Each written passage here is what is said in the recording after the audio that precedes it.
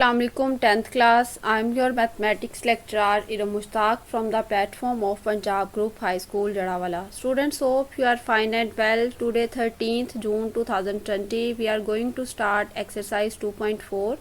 Students exercise start करने से पहले कल आपको एक मैसेज कन्वे किया था मैंने कि आप सब जो है वो बच्चे ऑफिस से कॉलेज ऑफिस से अपना एकेडमिक जर्नल ज़रूर लें, क्योंकि उसमें जो है वो आपको जितना भी काम करवाया जा रहा है उसमें कौन से क्वेश्चन शॉर्ट के लिए इंपॉर्टेंट हैं, कौन से लॉन्ग के लिए इंपॉर्टेंट हैं, कौन से एमसीक्यूज़ के लिए हैं या किस अंदाज से क्वेश्चन पूछे जा सकते हैं, सारा कुछ बेटे उसमें मेंशन है। तो जब आप चैप्टर को थॉरली पढ़ के वहाँ से तैयारी करेंगे तो आपकी जो है बेहतरीन तरीके से तैयारी हो जाएगी और आपका स्टडी लॉस जो है वो कम से कम होगा। वो इसी बात को मद्देनज़र रखते हुए उसको प्रिपेयर किया गया एकेडमिक जर्नल को, तो वो आप ज़रूर ऑफिस से लें। अब हम अपना लेक्चर स्टार्ट करते हैं। बेटे आज हमारी जो एक्सरसाइज है वो कल वाली से ही रेलिवेंट है। आज भी हमारे पास जो है वो एक इक्वेशन दी होगी, जैसा कि ये क्वेश्चन 1 है, इसमें आपको एक इक्वेशन दे दी हुई है। जब इक्वेशन दे दी जाए और रूट्स के बारे में बात हो, यानी आपको कुछ इवेल्युएट करने के लिए कुछ एक्सप्रेशन दे दिए जाएँ, तो सबसे पहली बात जो आप करेंगे वो आपने उस इक्वेशन में से सम और प्रोडक्ट का जो है वो आंसर निकाल लेना है। सम का फॉर्मूला कल वाली एक्सरसाइज में हमने डिटेल में पढ़ा था, -b/a होता है जो रूट्स के सम होता है उसका, और प्रोडक्ट का जो है वो फार्मूला, ये जो प्रोडक्ट है अल्फ़ा बीटा फर्ज कर लें उसके रूट्स है, और प्रोडक्ट का फार्मूला होता है c/a। तो अब जो है वो इसका क्या तरीकाकार है, इसके सारे क्वेश्चंस में आपको बेटे एक स्टार्ट पे इक्वेशन दी होगी, उस इक्वेशन से फ़ौरन आपने सम और प्रोडक्ट निकाल लेना है। उसके बाद आपको कुछ जो है वो आगे पार्ट्स दिए हुए हैं जिनको आपको इवेल्युएट करने का कहा गया है। जो आपने सम और प्रोडक्ट निकाला है इनको आपने सिंप्लीफाई करने के बाद उसमें सम और प्रोडक्ट की वैल्यू पुट करके जो उसका आंसर आता है वो आपने लिख देना है। यही इसकी इवेल्युएशन है। रिपीट कर रही हूँ मेथड के, जो इक्वेशन गिवन है उससे फ़ौरन सम और प्रोडक्ट निकाल लेना है, फिर हर पार्ट को सिंप्लीफाई करके वही सम और प्रोडक्ट उसमें पुट करते जाना है। जो एक क्वेश्चन के स्टार्ट पे दिया होगा वो उसके सारे पार्ट्स के लिए है, तो आपको अगर नीट कॉपी पे भी लिख रहे हैं तो सिर्फ एक दफ़ा सम और प्रोडक्ट निकाल के उसके नीचे सारे पार्ट्स उसके, जैसे फर्स्ट क्वेश्चन के 3 पार्ट्स हैं तो बार बार आपको ज़रूरत नहीं है, एक दफ़ा सिर्फ सम और प्रोडक्ट निकालें और इसके सारे पार्ट्स आप सॉल्व कर लें। तो फर्स्ट इक्वेशन है हमारे पास x² plus p x plus q. X square का कोफिशेंट 1 है तो a इज इक्वल टू 1 आ जाएगा, x का कोफिशेंट p है तो b is equal to p आ जाएगा, और जिसके साथ कोई वेरिएबल यानी x नहीं है वो आपके पास कांस्टेंट टर्म होता है c। सम ऑफ रूट का फॉर्मूला होता है बेटे हमारे पास -b/a, और रूट्स को जो है वो हम फ़र्ज़ कर लेते हैं कि जो रूट्स हैं, बल्कि उन्होंने स्टार्ट पे कह दिया है कि अल्फ़ा एंड बीटा है उसके रूट्स। तो जब इसका सम लेंगे तो क्या आ जाएगा, अल्फ़ा प्लस बीटा, फॉर्मूला होता है -b/a, तो minus as it is b की जगह पे p और a की जगह पे 1 डिनोमिनेटर में लिखने की ज़रूरत नहीं है, ये -p रह जाएगा। नेक्स्ट है आपके पास प्रोडक्ट ऑफ रूट। तो प्रोडक्ट ऑफ रूट यानी अल्फ़ा बीटा को मल्टीप्लाई करेंगे c/a से, तो c की वैल्यू है q और a की वैल्यू है 1, तो ये आपके पास आंसर आ जाएगा q। ये जो आपके पास सम का आंसर आया है -p, और ये जो आपके पास प्रोडक्ट का आंसर आया है q, आपने बारी बारी इन सारी टर्म्स को इवेल्युएट करना है यानी सिंप्लीफाई करना है, और फिर जहाँ पे सम का आंसर पुट करने की ज़रूरत पेश आएगी या प्रोडक्ट का, तो हम यही वाले आंसर्स को पुट करेंगे। सबसे पहले वाला देखते हैं बेटे, alpha square plus beta square, ये किसके इक्वल होता है। आप अच्छा ये आप अल्फ़ा को फर्स्ट टर्म कंसीडर कर लें और बीटा को फर्स्ट टर्म कंसीडर कर लें। अगर फॉर्मूला जो हमारे पास होता है, जो सम ऑफ स्क्वायर का फॉर्मूला हम स्टार्ट से पढ़ते आ रहे हैं, जो 9th क्लास में भी सबसे पहला फॉर्मूला मैंने आपको पढ़ाया था कि दो टर्म्स के दरमियान प्लस हो और उनका होल स्क्वायर हो, तो वो किसके इक्वल आता है, first term square second term square plus 2ab। अब यहाँ पे हमें वैल्यू किसकी चाहिए, हमें वैल्यू चाहिए इसकी अल्फ़ा स्क्वायर और बीटा स्क्वायर की, ये देखें यहाँ पे। तो फिर ये 2 अल्फ़ा बीटा इधर एक्स्ट्रा है, 2 अल्फ़ा बीटा इधर alpha plus beta whole square के साथ जाके क्या हो जाएगा, माइनस हो जाएगा। Alpha plus beta whole square -2 alpha beta, ये किसकी वैल्यू है, alpha square plus beta square की। ये काम अगर आप रफ में करना चाहें रफ में भी कर सकते हैं, या नीट में करना चाहें तो बॉक्स बना के आप नीट में भी कर सकते हैं। अच्छा, उसके बाद आपने जो है वो alpha square plus beta square की जगह पे वैल्यू लगा देनी है ये वाली। उसके बाद आपने alpha square plus beta square की जगह लिखा alpha plus beta whole square minus 2 alpha beta. Alpha plus beta की वैल्यू आपके पास आई थी माइनस पी, चूँकि इसका स्केयर है तो माइनस पी स्केयर आ जाएगा, माइनस 2 फार्मूले वाला एज इट इज़। और अल्फ़ा बीटा की जो वैल्यू आपके पास आई थी प्रोडक्ट वाली, ये वाली क्यू, ये लगाएंगे तो ये हो जाएगा minus p square minus 2 Q. अच्छा, पी का जब आप स्केयर लेते हो तो माइनस ख़त्म हो जाएगा, सिर्फ पी स्केयर रह जाएगा और यहाँ पे रह जाएगा माइनस 2 क्यू। ये आपके पास पहला पार्ट इवेल्यूएट हो गया है। अब हम सेकंड और थर्ड पार्ट को भी ऐसे ही इवेल्यूएट करेंगे, लेकिन उसके लिए हम सम और प्रोडक्ट अलग-अलग फाइंड आउट नहीं करेंगे। यही आपके पास जो है वो ये वाला सम है और ये वाला प्रोडक्ट है।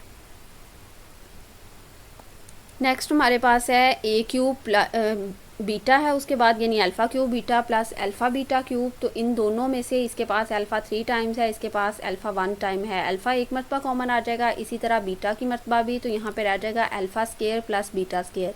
हम लास्ट क्वेश्चन में फॉर्मूले की मदद से इवेल्यूएट करके आए हैं कि alpha square plus beta square किसके इक्वल होता है, alpha plus beta whole square minus 2 alpha beta के।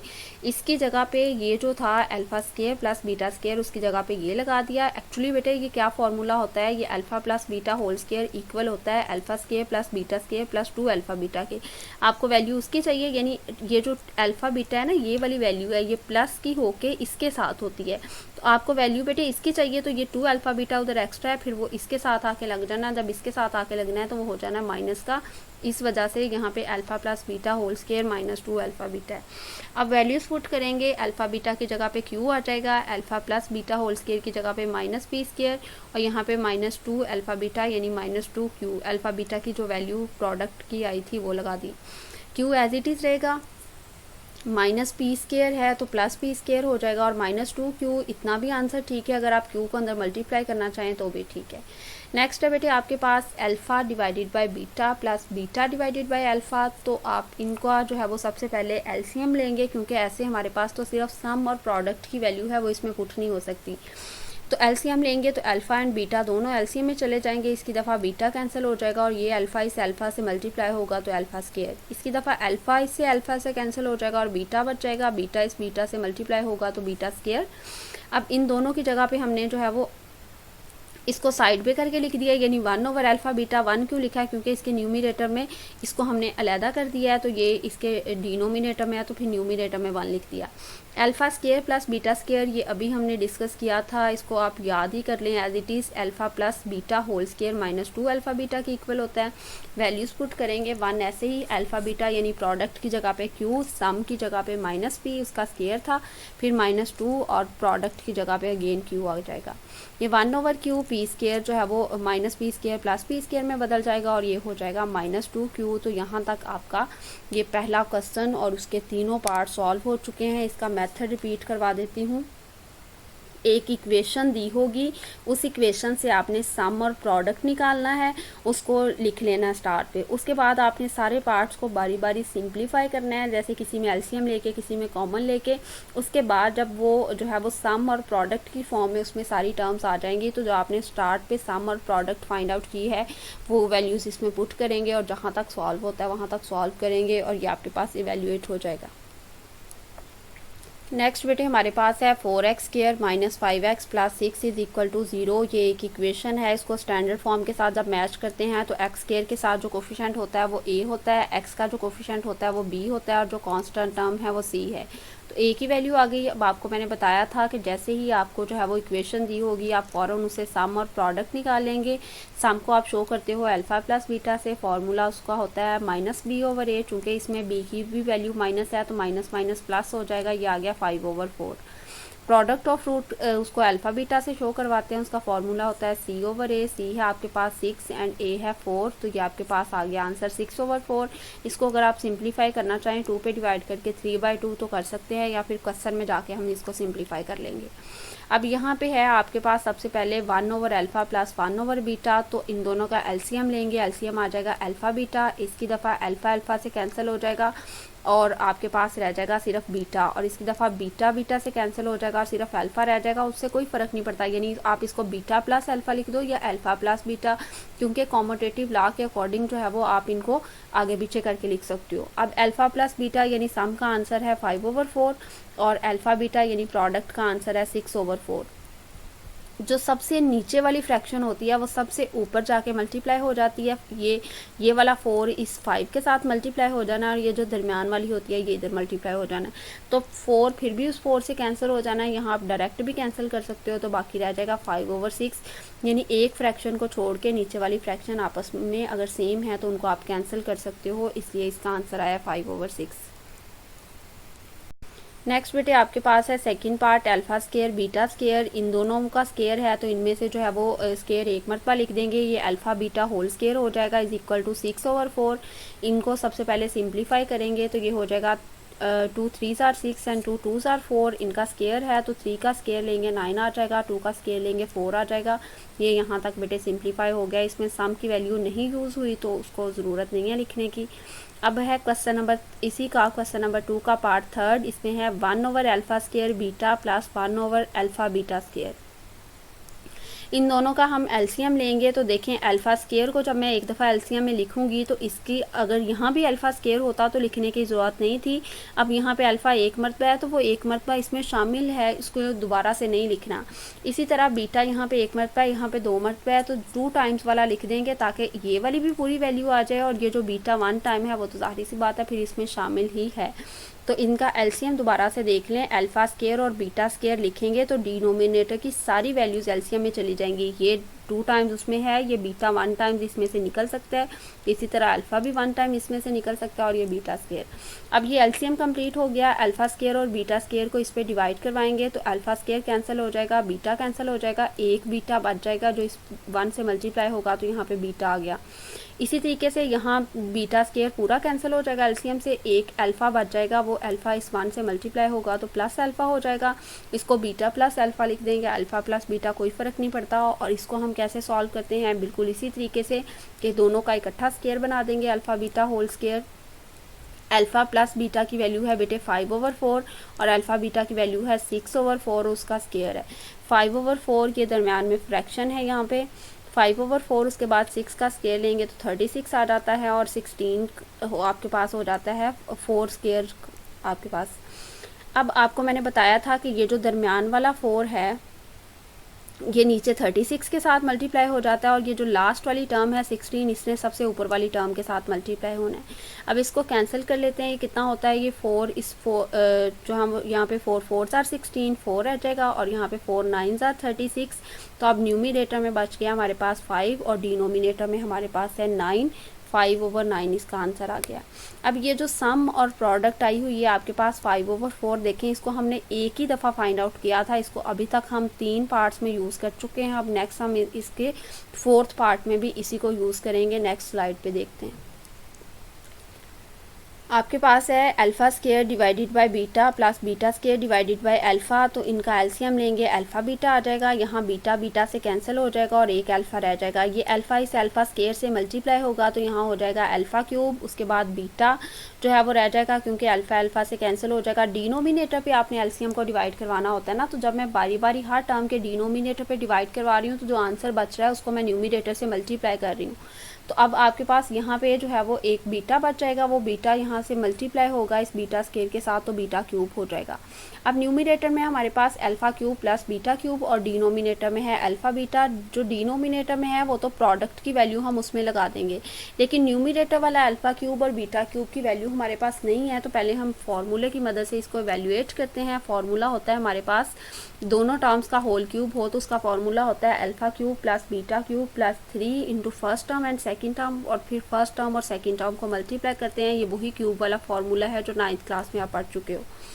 उसके बाद अब आपको वैल्यू चाहिए यहाँ पे अल्फ़ा क्यूब और बीटा क्यूब की, तो ये वाली सारी टर्म यहाँ पे एक्स्ट्रा है, सिर्फ आप इसका स्टार्ट वाला साइन चेंज करोगे। ये +3 जो है वो जब इसके साथ लिखा जाएगा alpha plus beta whole cube के साथ, ये हो जाएगा माइनस, और अगले वाली ब्रैकेट के अंदर किसी का साइन चेंज नहीं करोगे।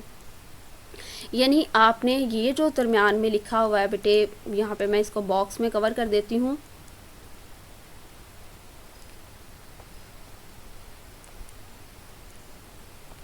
आप इसको बॉक्स बना के अलहदा से लिख दें ताकि आपको आइडिया हो कि क्वेश्चन आपका कहाँ से चल रहा है। क्वेश्चन आपका ये चल रहा है, सिर्फ हमने दरमियान में alpha cube plus beta cube की वैल्यू ढूंढने के लिए फार्मूले को इस्तेमाल किया है। इसको आप दरमियान में बॉक्स बना के लिख दें या साइड पे थोड़ा लिख दें, लेकिन रफ में नहीं, आप नीट पे ही लिखेंगे इसको। अब alpha cube plus beta cube को रिप्लेस कर देना हमने alpha plus beta cube minus 3 into alpha beta into alpha plus beta. ये न्यूमिरेटर में इस alpha cube plus beta cube की जगह पे जो फार्मूले से पूरी वैल्यू हमने निकाली है वो लिख दी, और डिनोमिनेटर में alpha beta as it is है।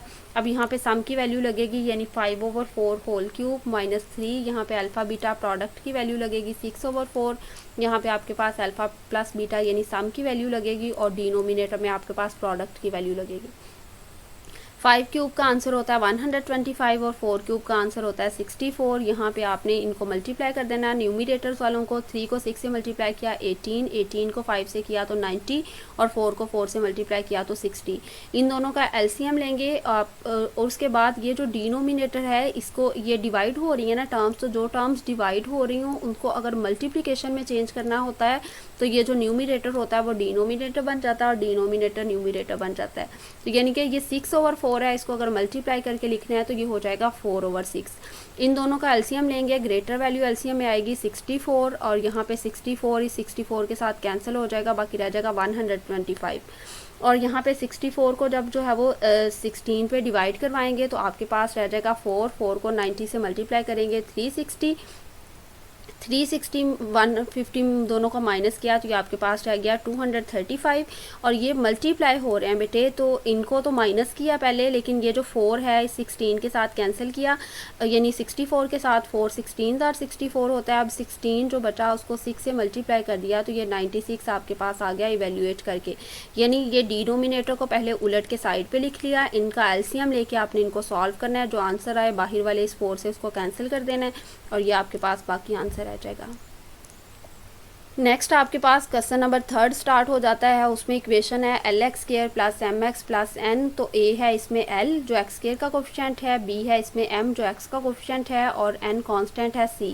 सम ऑफ रूट्स लगाया अल्फा प्लस बीटा, उसका फार्मूला होता है -B/A, तो -M/L आ गया, यानी इनकी वैल्यूज पुट करने पे। प्रोडक्ट का फार्मूला लगाया C/A, तो अल्फा बीटा की वैल्यू आ गई N/L, क्योंकि C था N और A था L।